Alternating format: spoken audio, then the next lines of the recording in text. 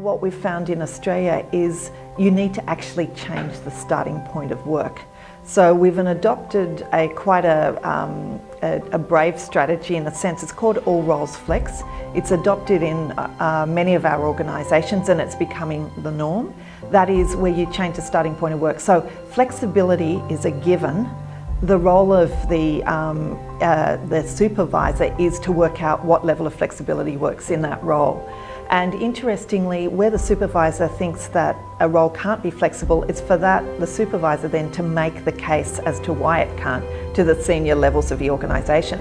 I think when you do that, when you change the starting point of work, you change the whole conversation about flexibility. And in some organisations there will be roles which can't be done flexibly, but they'll be the small exception rather than as currently constructed. You know, ideal work, a full-time work is in fact the norm. So it's really changing that. Interestingly, it's also in all the advertising that a company puts out to attract new talent, to include the words, "We are an all roles flex employer, please ask us how this role can be done flexibly." So we're seeing a huge shift in Australia around this strategy. Not only that, employee engagement, and particularly for women, is going up substantially.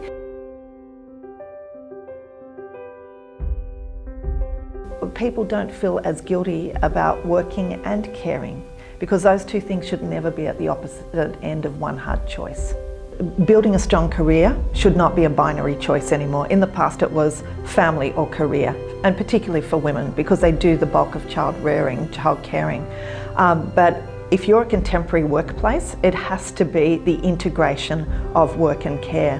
And indeed, you know, probably some of those pioneering women in the past who are currently at the top of organisations may have made a choice not to have children.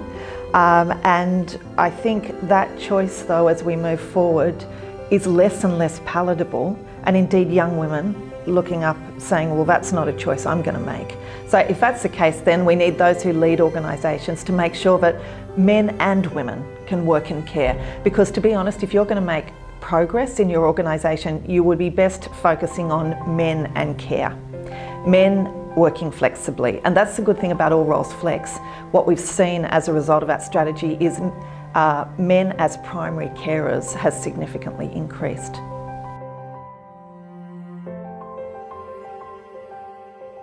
In both Australia and New Zealand, we're seeing some of the fastest growing small businesses are led by women. They're women who worked in large institutions who've decided that the life they want to lead, they don't have the flexibility that's necessary, so they go and start their own business, often from their own homes. And that's a real positive, I think, for our economy. And it's a real positive when you look at how work's changing. We're moving to the gig economy, and where many people, not just women, but men and women, will be more freelancing. So that's a positive. The one thing I would say about it, the only negative I see, is that our national institutions have to change, both in New Zealand and Australia. Nearly all our national institutions, they were invented by men. They're largely run by men, so we need men stepping up beside women to change those institutions, because it's not about just pouring a few women in and stirring, it's about changing the structures, the practices, the culture, so that both men and women can thrive equally. And if we have an exodus of good women out of some of our largest institutions, it just makes it more difficult to change those organisations.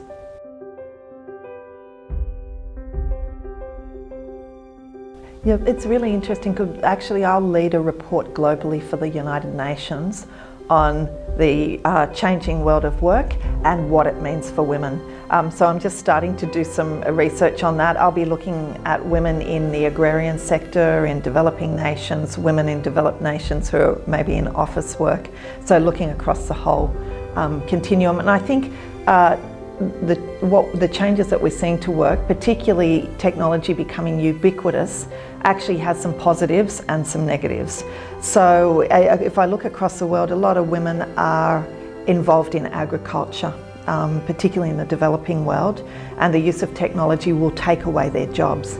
The challenge is how can we reskill those women? Many of them are not literate.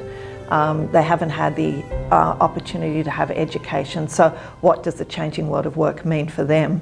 But in the developed world, often it's women who are highly educated. I mean, in New Zealand and Australia, the majority of graduates from tertiary institutions are female, and this technology gives us a level of flexibility that we've never been able to have before. And you know, the skills that will be really valued, high touch interpersonal skills. You know, for many women, because of the way they've been conditioned and nurtured, that's something that, you know, resonates well with them. So I think it does create opportunities, but let's remember that across the globe there'll be women who are significantly disadvantaged by the changes that are occurring.